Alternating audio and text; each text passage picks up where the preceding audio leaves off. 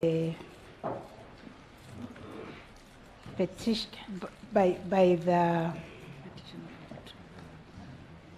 on behalf of petition number 2 of 2022, that is the Youth Advocacy Africa and Peter Kireka. We would like to clarify some issues arising from the scrutiny that is going on, and I will request my brother, Mr. Justice Raila'S, to do that on our behalf. Thank you, CJ. We have received information from the registrar of the court that parties have been unable to agree on how to conduct the exercise in order number 7 of the directions given in the ruling on scrutiny and recount. That order reads as follows. That IEBC should provide certified copies of Forms 32A and 34A Book 2 used in the imputed election, subject to the applicants providing the IEBC specific contested polling stations for compliance thereof.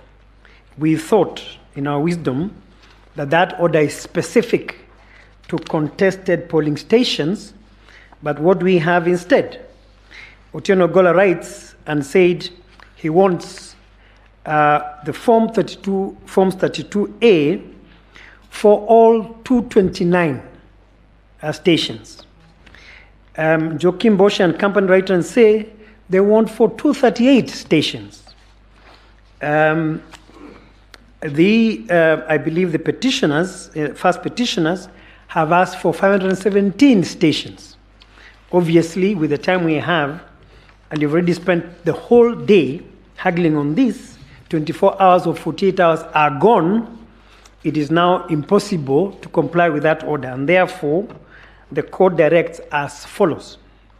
The applicants shall only, the IBC shall only provide the 32As and 34As Book 2 from 41 stations, polling stations, that are in the affidavit of Celestine Anyango Opio. That is the only way that exercise can be can have meaning. And that those forms will be a sample for which you can submit in accordance with your pleadings. We cannot allow you, we said, to go outside your pleadings, because what's happening now, we are creating a new case out of these forms. So please stick to your pleadings, and once we get those, the report on those forms, you submit on them in the context of your pleadings. And so, Caleb Khalifa's petition, Willis Otieno's petition, Willis Otieno, the petition by Raila Odinga, and the petition by Joachim Bosch. Those are the 3 petitions where these issues arise. Please submit only on those issues. I hope I'm clear. And we don't expect debate on these. We expect compliance. I thank you very much, CJ. I thank you, Council. And remember, CJ, and Council, this exercise must be conducted before 2 p.m. tomorrow. What will be undone by tomorrow will be undone. I thank you. Thank you, Justice Raila'S. My lady, the Chief Justice and members of the court, we are also having difficulties with the orders relating to inspection of the servers. We have been given restricted access only to the result transmission system, and only it has not been granted yet, only to one server, and it is established that the IBC has got 8 servers. We have taken the decision to write formally to the registrar in the hope that the court eventually can resolve this matter as quickly as possible, because we are running out of time. But there's no compliance in terms of the orders that the court gave. We are aware about that issue. We are following up on the question, and as far as we know, the exercise is continuing. Should there be an issue later in the day or tomorrow morning, we shall receive a report. But as far as we know, by the time we got out of here, the exercise had commenced. There was an agreement, on how to access the server that was given, and the issue of cloning is being addressed. So let's leave it for now. Let's report again tomorrow morning. I thank you, CJ. I thank you, Mr. Orengo. We are aware about that issue.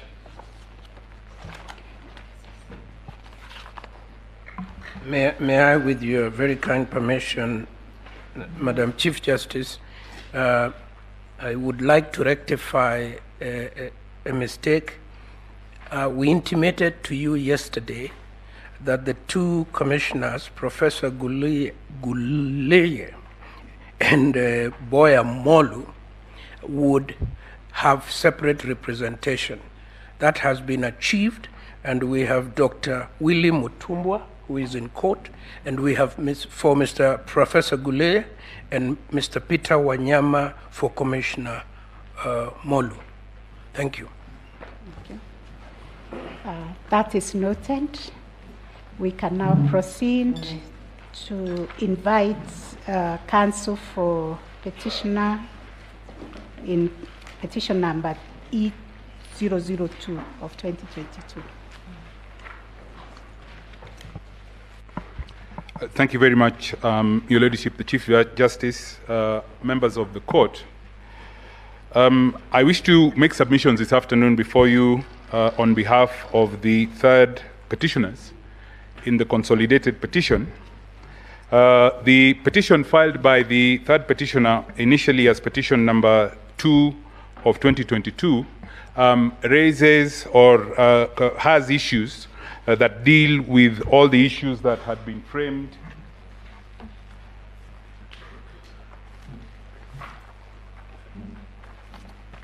all 9 issues that had been framed for determination by the court. But in respect of issues number 1, 2, 3, 4, 5, and 6, I will rely on the written submissions that we have filed or that have been filed on behalf of the third petitioner. And I will utilize my time on my feet this afternoon to focus on issue number 6, the cojoined issue number 7, number 8, and number 9 of the issues that the court framed or the court has framed for determination. I wish to get straight into issue number 6. And my humble understanding of issue number 6, and I will read it just for clarity, whether the IEBC has carried out the verification, tallying, and declaration of results in accordance with Article 138(3)(c) and 138(10) of the Constitution. Again, it is my humble understanding from the manner in which that issue is phrased, that what the court is inquiring into is not whether tallying and verification should be done in accordance with Article 138(3)(c) and 138(10), but indeed whether tallying was carried out by Article 138(3)(c) and 138(10) by the IEBC. Time was taken by my learned senior colleague, Mr. Paul Mwangi, earlier on this morning, to make submissions as to what the IEBC is, the meaning and definition of the IEBC, and what amounts or what body or group of people then amount to the IEBC. And that is a submission of law, and I don't intend to repeat the submissions that were made by my learned senior colleague.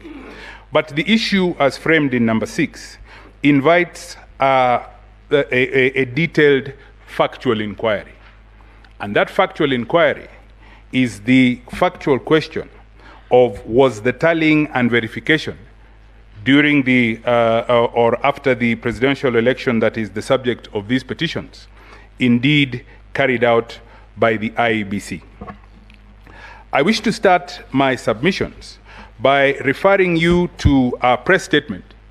And that press statement is by the chairman of the IEBC. I believe he's the second respondent. That press statement is dated the 17th of August 2022, and that press statement is to be found in volume 4 of the third petitioner's documents at pages 493 to 496. That press statement is dated the 17th of August. It is headed, the subject is staff murder, profiling, and misleading reports on the presidential election. It is under the hand of the chairman of the IEBC, and it is divided into 3 parts. I wish to focus my submissions on part 3. And part 3 is headed Declaration of Presidential Results. And I submit that this press statement is important because it is the first account by the second respondent as to how tallying and verification took place. In line 12, he states, "For the avoidance of doubt, the law provides that the chairperson of the commission is the returning officer of the presidential election." I will emphasize on that the chairperson of the commission is the returning officer of the presidential election.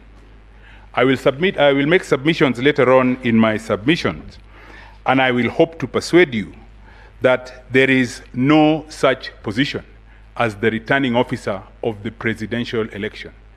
It is a creation of the chairperson of the IEBC,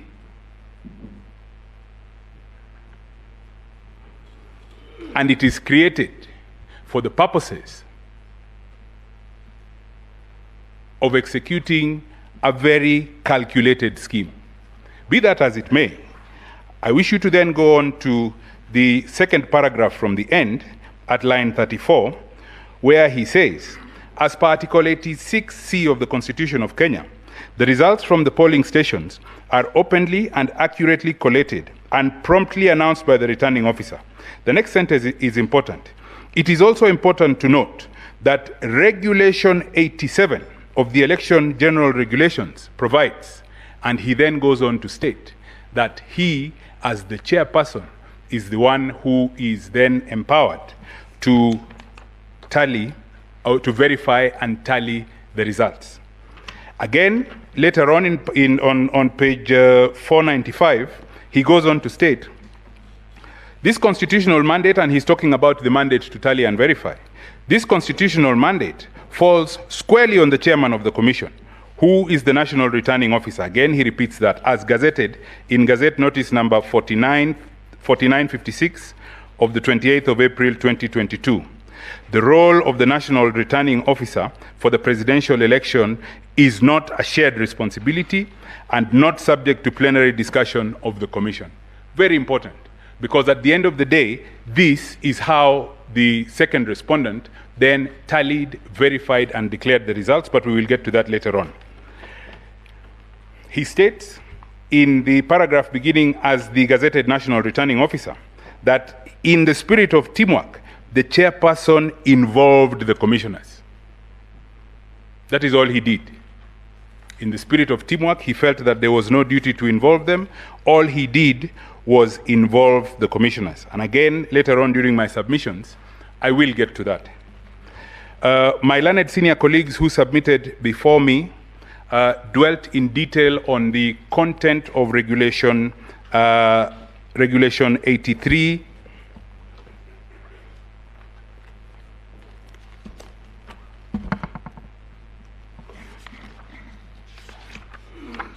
The content of Regulation 83(2) and Regulation 87(3)(1), Regulation 87(3) in its entirety, and the manner in which those two regulations enable the chairperson singularly to tally or to verify and tally results in the presidential election.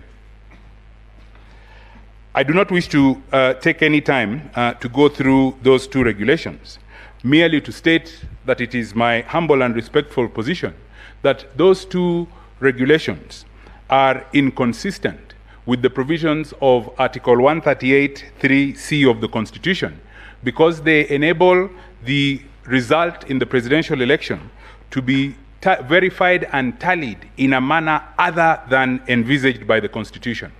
There is a substantive prayer in the petition to declare those two regulations unconstitutional. And I state for that reason that relief should be granted. Later on in my submissions, I will then make submissions as to the consequence of those regulations being unconstitutional and having then hopefully being declared unconstitutional by this court.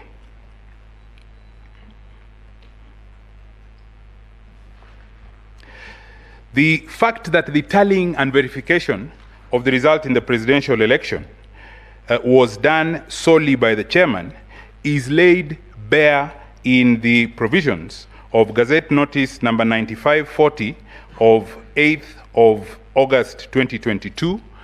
This again was referred to by my learned senior colleague Mr. Firoz Noroji whilst he's on his feet, and this Gazette Notice is to be found at page 36 of the affidavit sworn by the second respondent and drawn by the firm of my good and learned friend Mr. Eric Gumbo and Associates at page 36 of that affidavit.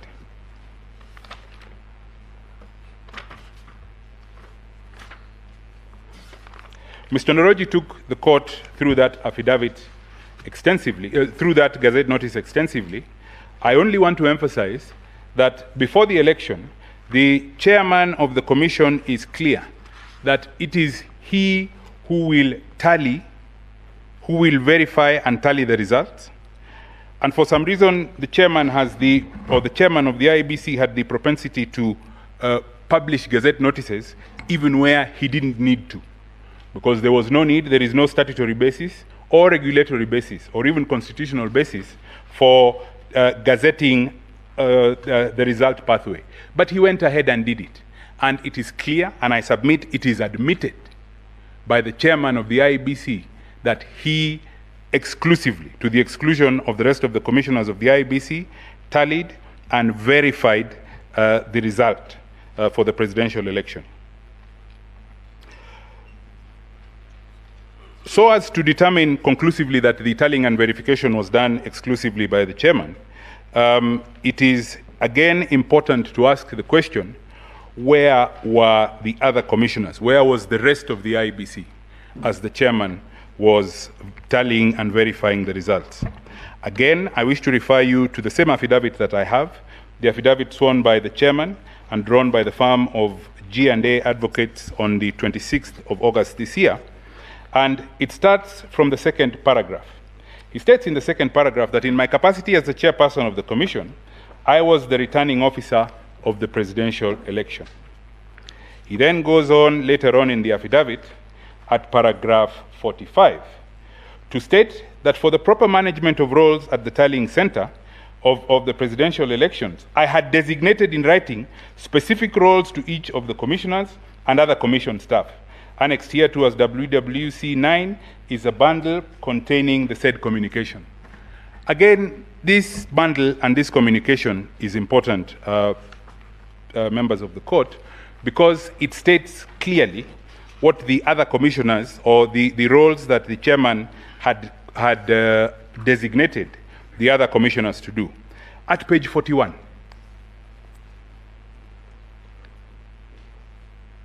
there is an internal memo or a letter signed by the chairman on the 22nd of July, addressed to the Vice Chairperson Juliana Cherere and Commissioner Boya Molu. And it is headed Appointment to the Media and Call Center Management Team for the Presidential Tallying Center, Bomas of Kenya. And he goes on, he says, consequently, you are hereby appointed to the Media and Incident Reporting Team of the Presidential Election Tallying Center as follows. Juliana Cherere, Team Leader. Commissioner Boya Molu, Alternate Team Leader. And their roles are set out there. Terms of reference of your appointment provide liaison between the Presidential Returning Officer, who is himself, and the National Communication Center, preparing periodic briefs for the Presidential Returning Officer to address the media, briefing the Presidential Returning Officer on electoral activities across the country. Nothing to do with tallying and verification. The two subjects of that letter are commissioners of the IEBC. The next letter is on page 42, also dated the 22nd of July. This one is addressed to Commissioner Francis Wanderi and Commissioner Irene Masit. Again, under the hand of the chairman, and it is appointment to the Logistics, Welfare and Security Team at the Presidential Tally Center, Bomas of Kenya. Again, he appoints them in the second paragraph. Consequently, you are hereby appointed to oversight, provide policy direction and strategy formulation for the welfare and security team of the Presidential Election Tallying Center. He then states their names and he states their terms of reference as security of the Tally Center and installations, the Tallying Center's logistics, planning and organization, security of members of the commission, staff, VIPs and other visitors, transport for commission staff, any other duties assigned. Important, those are 2 commissioners. None of them has been assigned to tally and verify. The third letter is on page 43, and this one is addressed to Commissioner Justus Nyang'aya. Again, Justus Nyang'aya is appointed to be in charge of dignitaries and protocol. And in the second paragraph, he is told that as team leader for dignitaries and protocol, he will be responsible for providing support services to the Commission, managing protocol of dignitaries and VIPs, managing access to the Presidential Tally Center for accreditation, for accredited media, observers and agents, and any other responsibility. Now, those are out of 6 commissioners. Those are 5 commissioners. None of them is assigned to tallying and verification. There is a last letter, also dated the 22nd of July on page 44. This one is addressed to Commissioner Professor Abdi Guliye and Mr. Marjan Hussein Marjan. I wish to point out to this court and ask the court to note that Marjan Hussein Marjan is not a commissioner, but he is merely the CEO of the IEBC. Now, these 2 are appointed to the results management team at the Presidential Tally Center. Their duties are undertaking quality assurance of result forms received from the Presidential Returning Office desk, tallying and processing of election results. I urge that that is the language of Article 183.3, and assisting the Presidential Returning Officer in managing a record of the election results. Tallying and verification, I submit, on the admission of the chairman of the IEBC was done by Professor Abdi Guliye and Marjan Hussein Marjan, and not by the IEBC.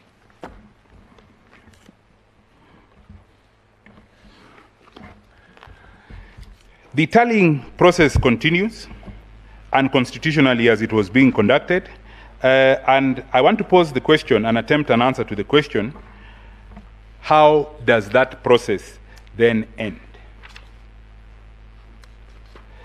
That process ends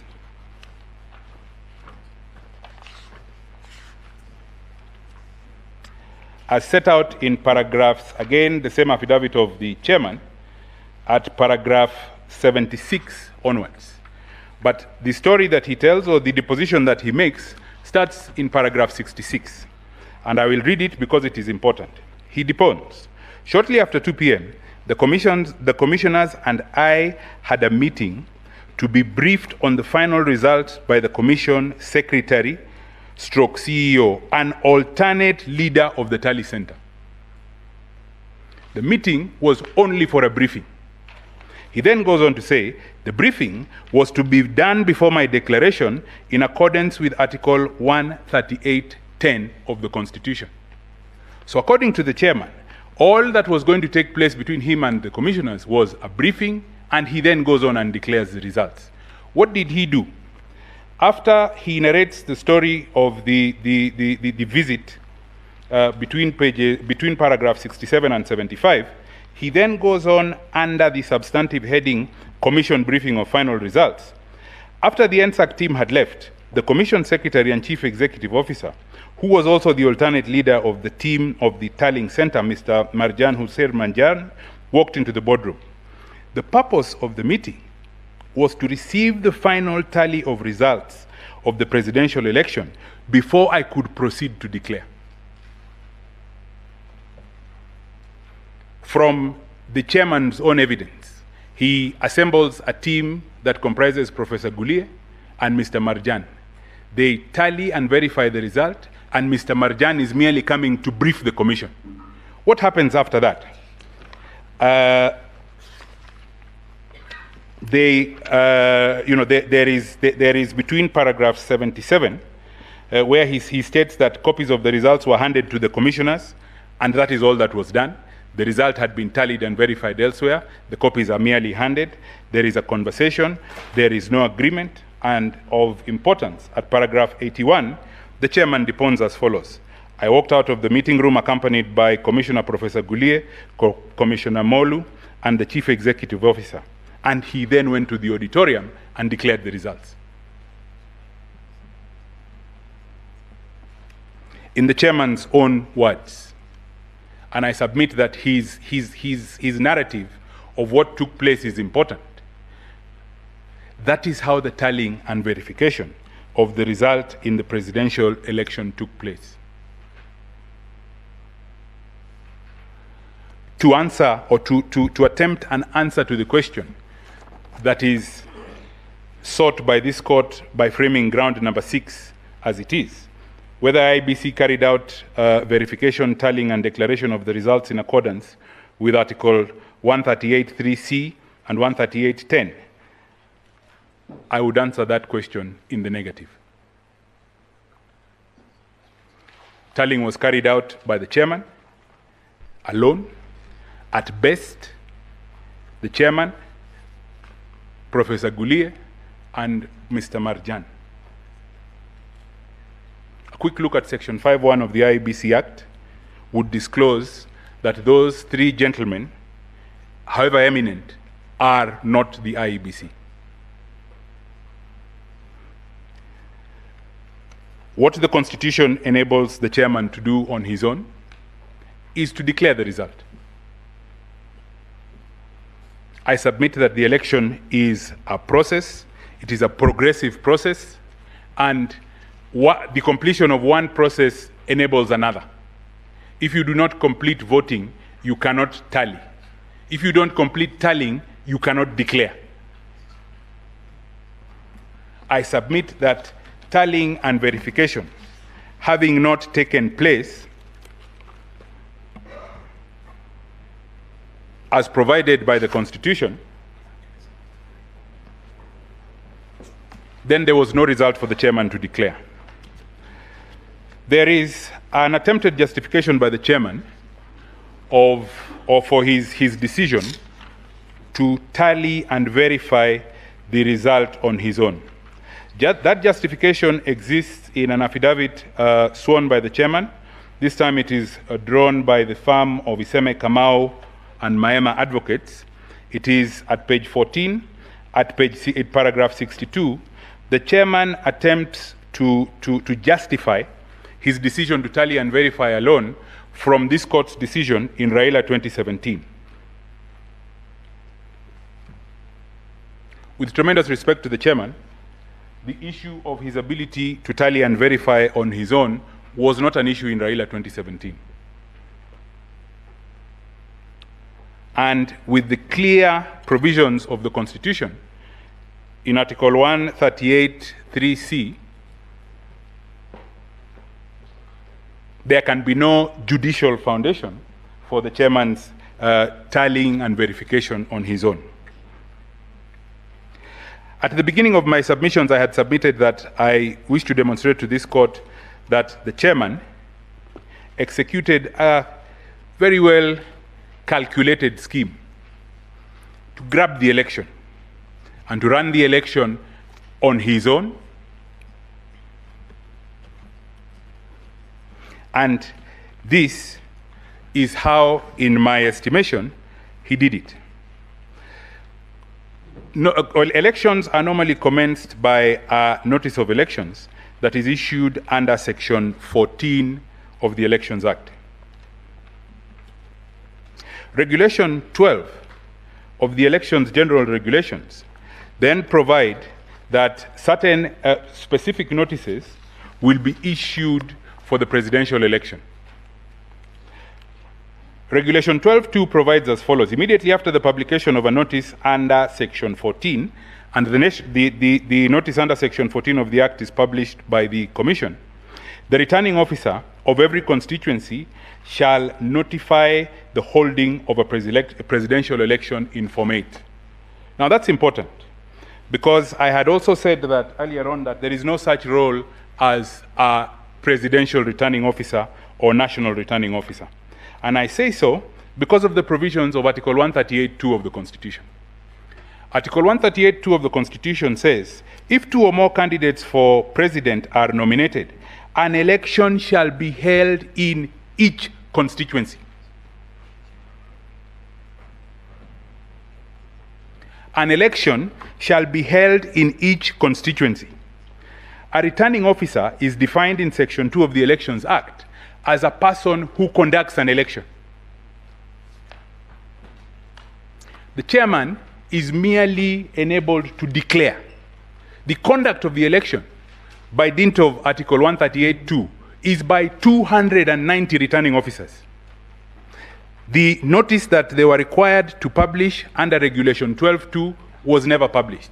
The 290 notices from the 290 returning officers was never published.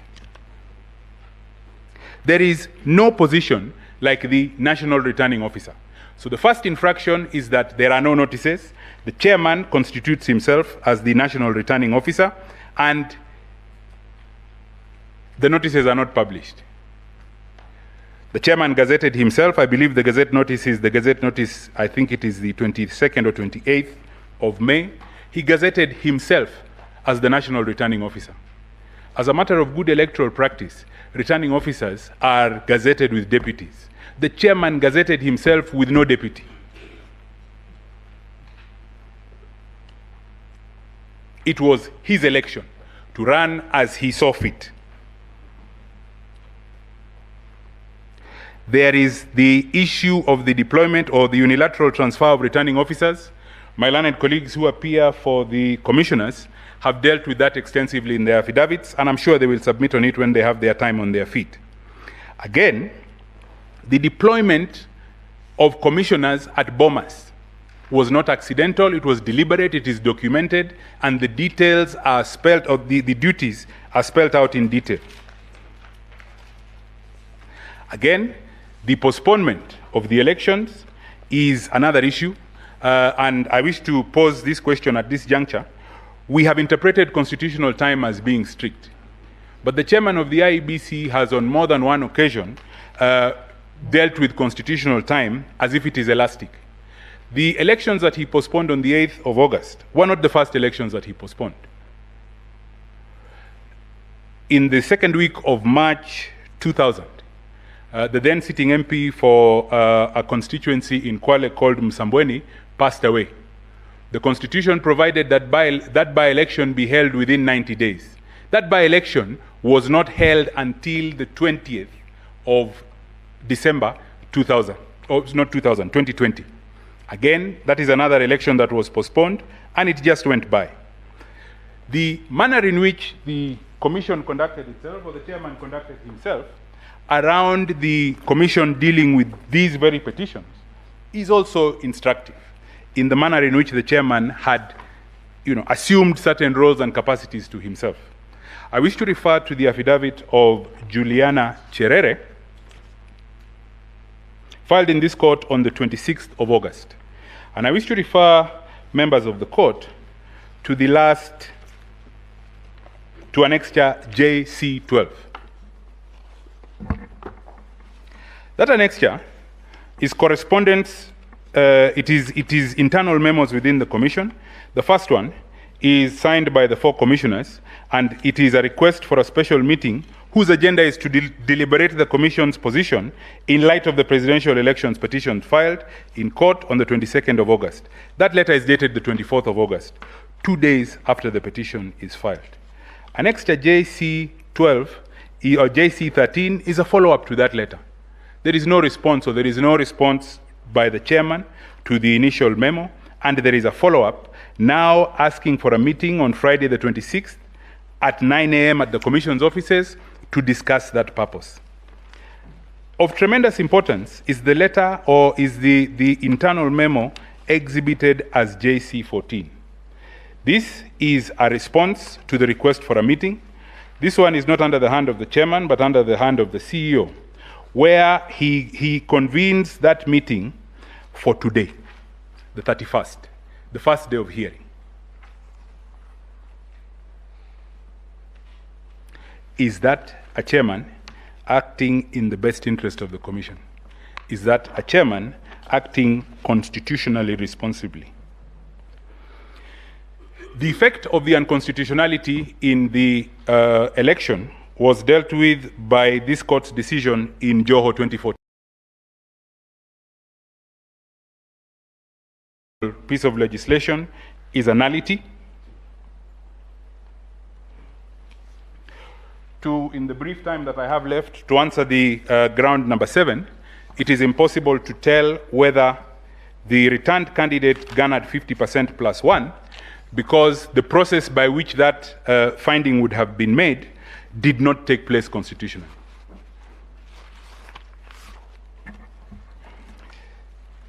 The election having been conducted as it was, there is no result.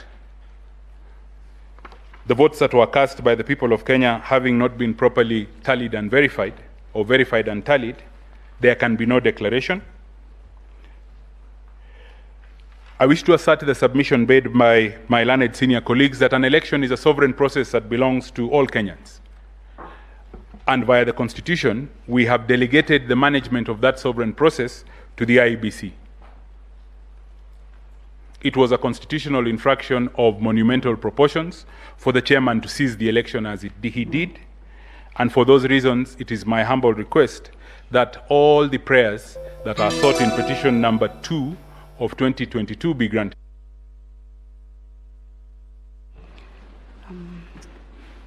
Thank you, Council. Next.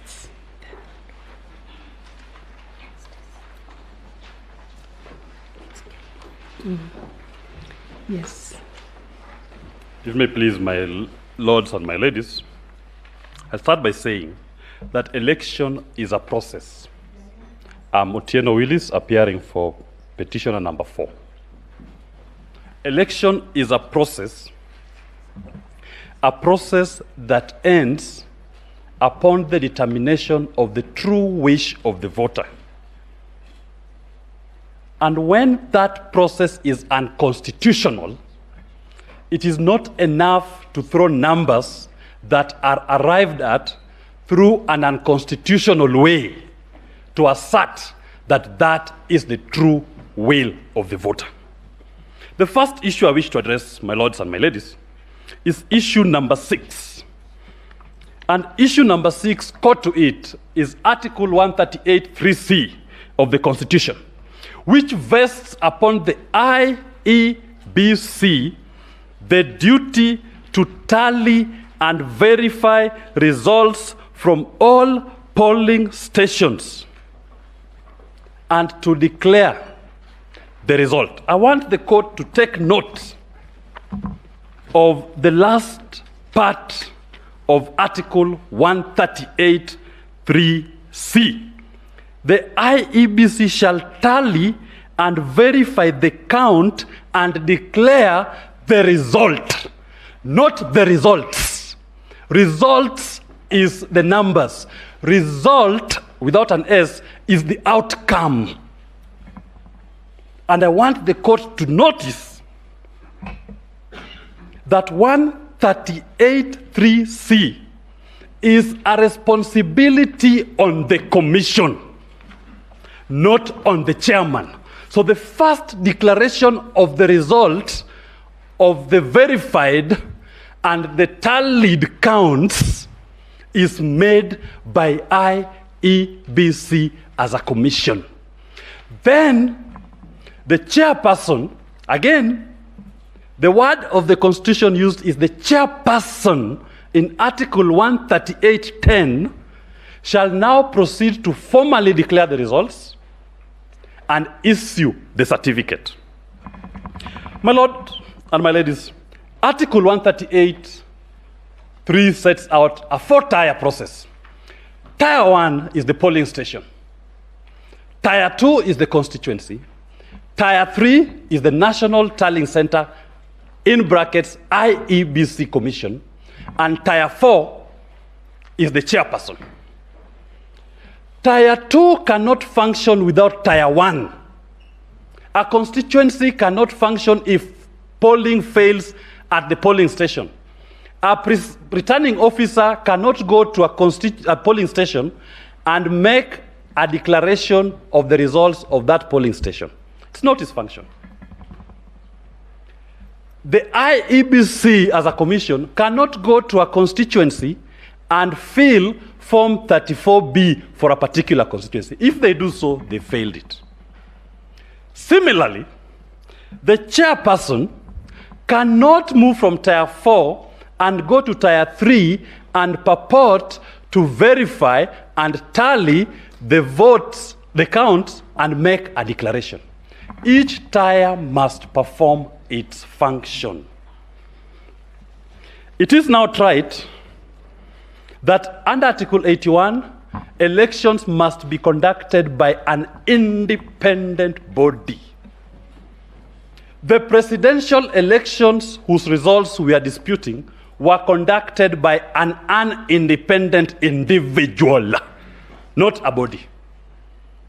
Because if it was a body, I would not have been served with documents from commissioners confirming they did not participate in the verification and tallying of the count. A majority of the commissioners, IEBC in their replying affidavits served upon me, has confirmed they did not tally and verify those results. My lords and my ladies, I wish to state, Chapter 15 of our Constitution establishes constitutional commissions and independent offices. Where the Constitution desired a function to be performed by an individual, it established an independent office. The Office of Auditor General, the Office of Controller of Budget. But where it desired a function to be performed by a commission, it established an independent commission. The Office of Election Management Body is a commission. It is not established as a chief elections officer as an independent office, as Wafula Chebukati seeks to run the commission. My lords, if the people of Kenya desired to have an individual, they would have simply reverted back to 1988 when we had a supervisor of elections. I will not go back into what has been submitted, but only to add on that point that where a commission has been properly constituted and the number is set as an odd number, the Constitution and the law presupposes there may be dissent. And the oddity of the number is to make sure that ultimately a decision will be arrived at. In this particular case, the oddity of the numbers led to a decision of the commission. And a majority of those commissioners have told us in their affidavits that they did not carry out a tally and verification of the results. Tier 3 failed. Confirmed. Let us go to the state of mind of Mr. Wafula Chebukati on the 15th when he was conducting this function. Just to confirm to you that he did it himself. In page 12 of volume 1 of my documents is a statement dated 17th of August by Wafula Chebukati, in which he says that it was his sole responsibility and that the commissioners had no role in that process. That was his state of mind. But the same person, when he comes to court in his replying affidavit, at paragraph 75, 76, 84, 85, he turns around and says, the commission in a collegiate manner arrived at a decision. Why is he lying? If on the 17th he has told us it was his sole responsibility. When he comes to court now, he says the verification was done by everybody. And it's important that I point out in the replying affidavit by William Ruto at paragraph 16 and 17, He also says that it is the sole responsibility of the chairperson to verify and to tally the results. That was their state of mind. But we are submitting it is not the law. The law is everybody must conduct it. These issues which we are raising were canvassed in the minor KI case. Hele Khalifa, the petitioner number 1 in this petition, was a petitioner there. And the court said the IEBC, as opposed to its chairperson, upon receipt of prescribed forms containing tabulated results for the election of president, electronically transmitted to it from the near 40,000 polling stations, is required to tally and verify the results received. That was the law in minor KI. And they go further to say the architecture of our laws is that the power to tally and verify cannot be vested in an individual. Supreme Court Raila'S 2017, the court said in paragraph 292, the failure by the first respondent to verify the results in consultation with the second respondent, IEBC and the chairman, failing to act together in concert, meant that it went against Article 138(3)(c). That was binding. To drive this point home, my lords and my ladies, taking into account those two decisions, the number of IEBC commissioners are 7 plus the chairperson. The number of Supreme Court judges are 7 plus the Chief Justice. If, as been... Counsel, yes. Do I understand you to be comparing the Supreme Court, its architecture, and the IEBC? No. I wanted to give an example. Try to be very careful and not extreme. I just use the number of 7. That in terms of 7, the Supreme Court sits as a full bench when constituted. And the rules on arriving at a decision is by majority. And there have been even instances when the Chief Justice of this court has been on a minority. And we never saw a Chief Justice walking out there saying, my minority decision is the decision of the Supreme Court of Kenya. In the instance petition, we have the chairman and Gulie and Mr. Molu walking out saying, our minority decision is the decision of the IEBC. How absurd can it be? And to buttress that point, Mr. Nyamodi has clarified what roles were given to the commissioners as opposed to tallying. The roles given, for example, to judges are known to adjudicate over matters. If it were to happen, and I know it can never happen, that the Chief Justice assigns judges some to go and receive advocates, some to go and receive VIPs, some to go and receive the media, then the Chief Justice remains with only 2 other judges, and they make a decision and tell the people of Kenya, this is the decision of the Supreme Court of Kenya. How absurd will it be? That is what transpired in this particular case. Commissioners were relegated outside their core functions, and the function performed by an individual, what I call a minority of the IEBC. That was never the intention of the law. On the technological aspect, as I move to summarize, I want to refer, my lords and my ladies, that's issue number 1, on the qualitative test of the technology. IEBC, under the Elections General Technology Regulations, conducted an independent audit of the biometric voter register. This is what your auditors said. At page 32, volume 1 of my bundle of documents, the KPMG report found that 481,711 persons were not qualified to be on the register, but they were on the register. Duplicates. One person has several entries. If this number was below the margin of victory, it will be insignificant. The start of an election process is the voter register. It must be a very clean document. In this case, they started the race with a register by their own audit as at the 16th of June. The register that was gazetted on the 20th of June, that register had 481,711 persons who were not supposed to be there. Duplicates, several entries. the margin of victory by which William Ruto passes 50% plus 1 is less than 70,000 within this margin. The margin of victory by which is declared more than Raila Odinga, 200,000, again less than this. So the universe of the elections was already compromised ab initio, and the number by which it is compromised could affect and did affect the results. To use my Supreme Court example, I will say, if all the judges were biometrically registered, we know there are 7 judges, but we go a biometrics audit, we find there are 9 voters in that register.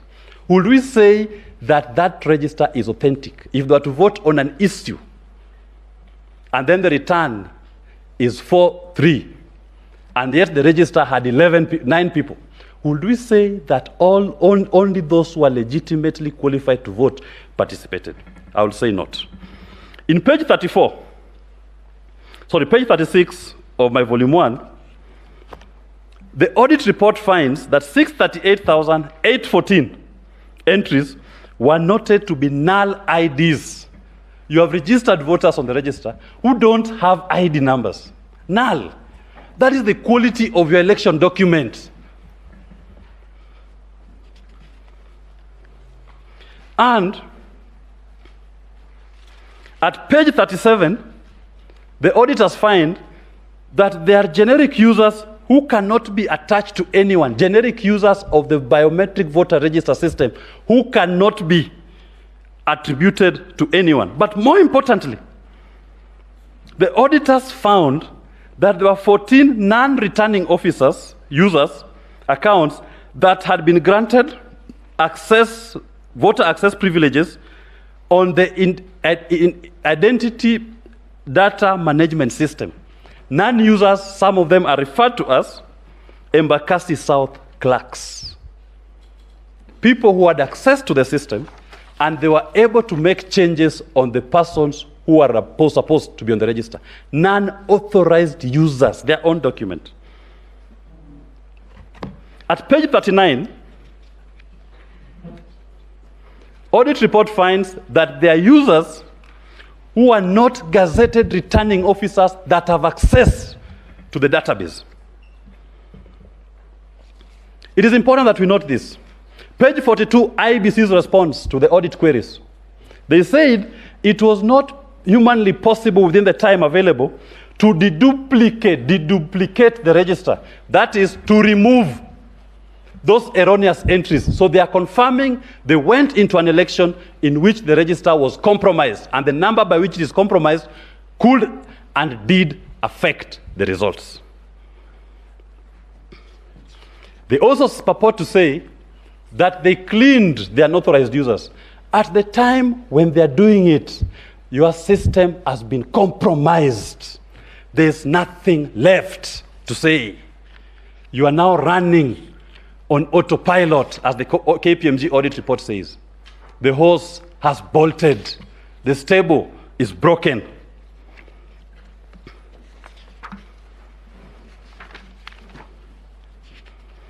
My lords and my ladies, it is my submission that when you look at the systemic issues